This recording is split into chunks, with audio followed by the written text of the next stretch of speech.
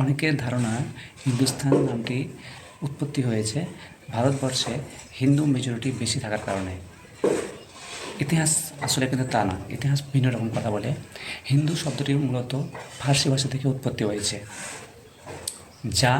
এটা আবার উৎপত্তি হয়েছে সিন্ধু নদ থেকে, যেটা সংস্কৃত শব্দ। হিন্দুস্তান মূলত দুটি ফার্সি শব্দ দ্বারা গঠিত। হিন্দু, যা সংস্কৃত শব্দ, সিন্ধু, এবং স্থান, যেটাকে কোনো স্থান বা ভূমিকে বোঝায়। অর্থাৎ হিন্দুস্তান শব্দের আক্ষরিক অর্থ হল সিন্ধু নদের দেশ বা হিন্দুদের ভূমি। খ্রিস্টপূর্ব ৫ম শতকে পারসিকরা, বর্তমান ইরানিরা যখন ভারতে আসে, তখন এই পার্বত্য অঞ্চলকে দখল করে, এই সিন্ধু পার্বত্য অঞ্চলকে, এবং তারা এই সিন্ধু পার্বত্য অঞ্চলকে তারা হিন্দু নামে অভিহিত করত।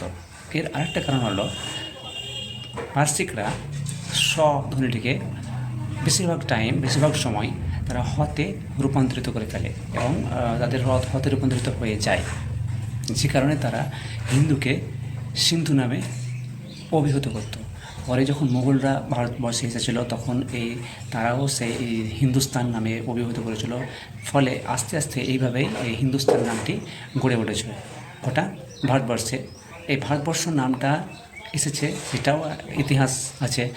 এটা হচ্ছে সম্রাট ভরতকে কেন্দ্র করে। সম্রাট ভরত ছিল দুষ্যন্ত এবং শকুন্তলার পুত্র।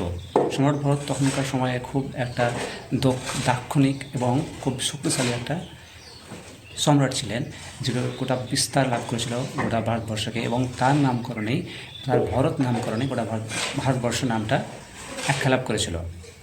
আশা করি আপনাদের এই ধারণাটা হয়তো অনেকের কাছে ক্লিয়ার হয়ে যাবে।